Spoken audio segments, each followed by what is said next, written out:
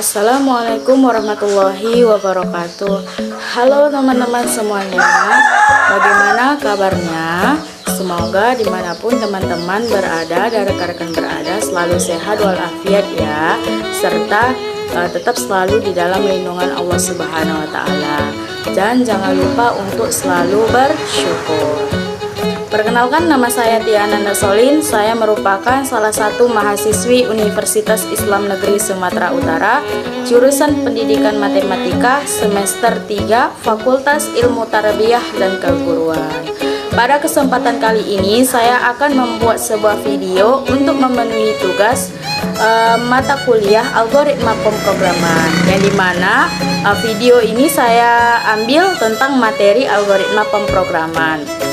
Dan materi algoritma pemrograman ini hanya bagian dasar-dasarnya saja.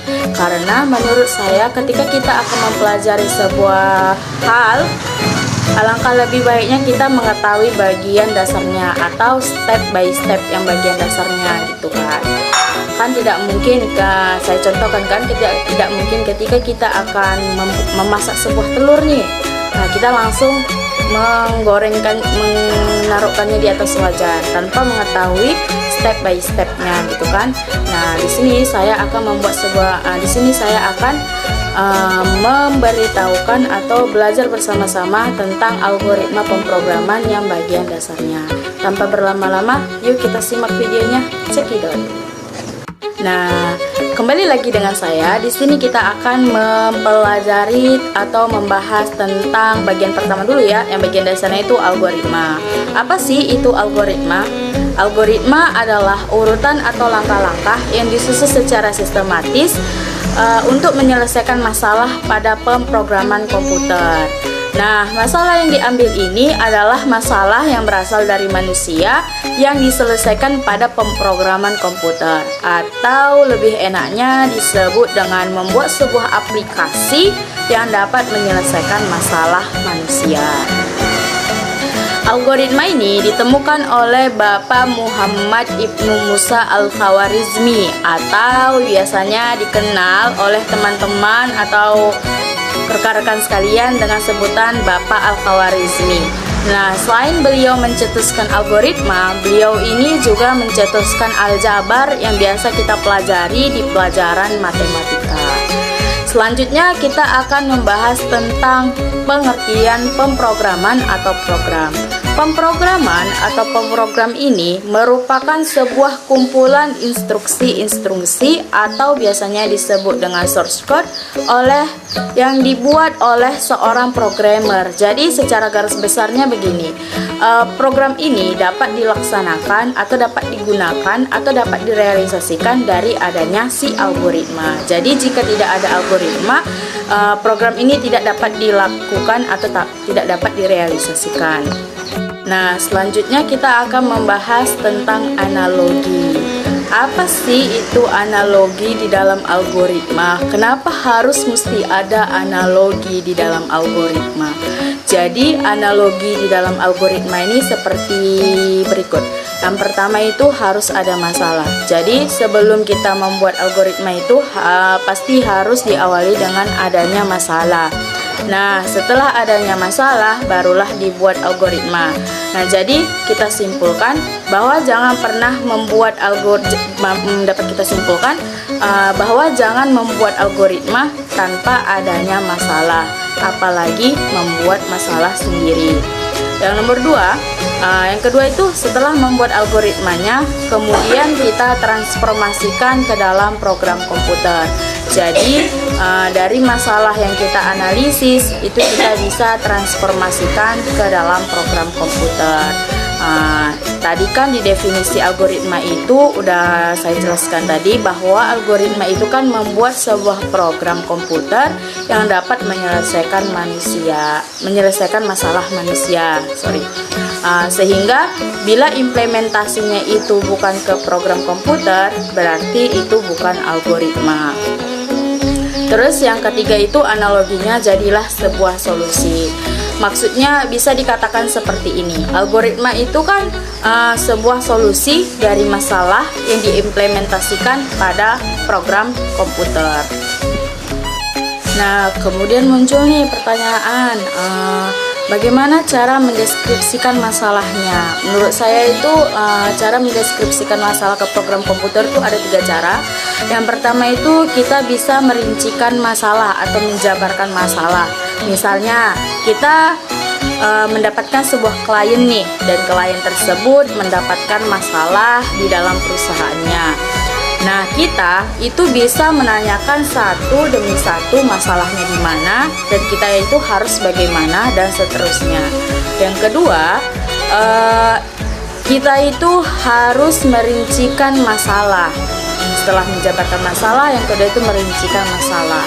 Nah, dari pertanyaan yang sudah kita tanyakan tadi nih, kita pecah lagi. Dan kita pecah lagi, barulah kita tahu harus melakukan langkah atau step selanjutnya itu bagaimana.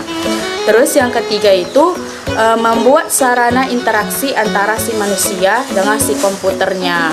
Jadi kan kembali seperti penjelasan yang tadi, kita ini kan membuat program komputer yang akan digunakan oleh manusia.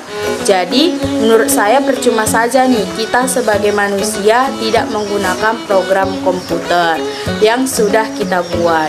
Sehingga ketika kita akan membuat program komputer yang akan berinteraksi dengan manusia, usahakan program komputernya ini interaktif, jadi mudah digunakan oleh manusianya.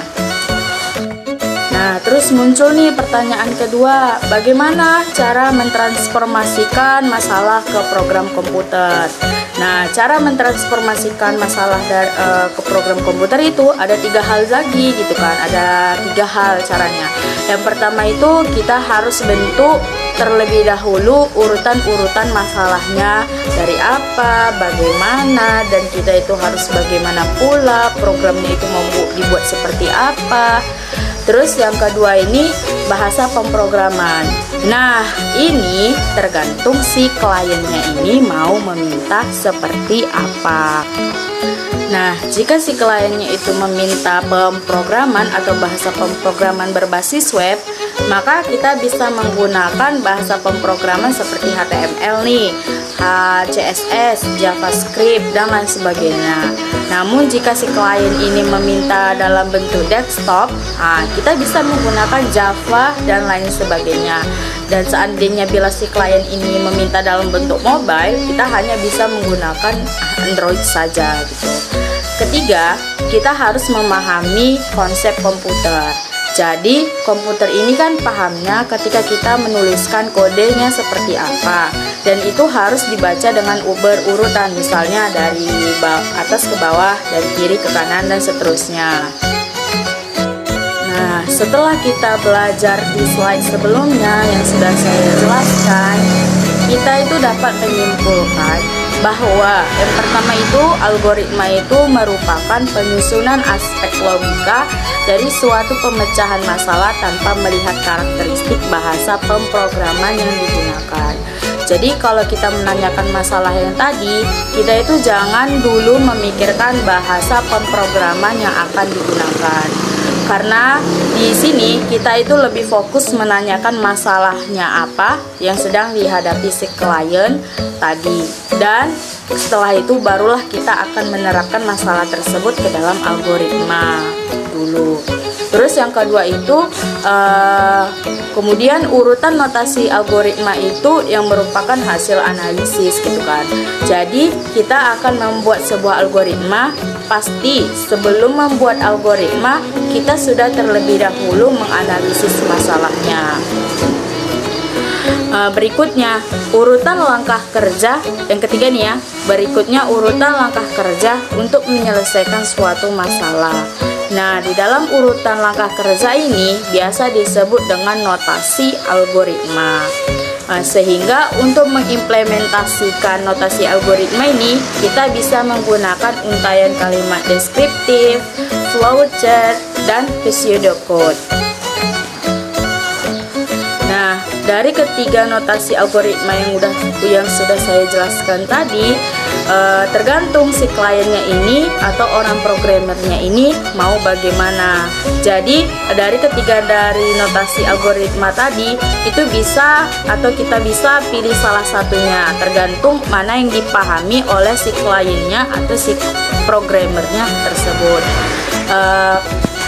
Selanjutnya di part video selanjutnya kita akan membahas atau saya akan membahas tentang apa sih itu kalimat untayan, kalimat deskriptif, flowchart, dan pseudocode. Apa sih contoh-contohnya? Mengapa ketiga notasi algoritma ini harus kita ketahui terlebih dahulu? Cukup sekian materi yang bisa saya sampaikan, lebih dan kurangnya saya mohon maaf, dan kita akan berjumpa lagi di next video di bagian part 2 nya. Tunggu saja, pasti saya akan upload. Wabillahi taufiq wal hidayah. Wassalamualaikum warahmatullahi wabarakatuh. See you guys.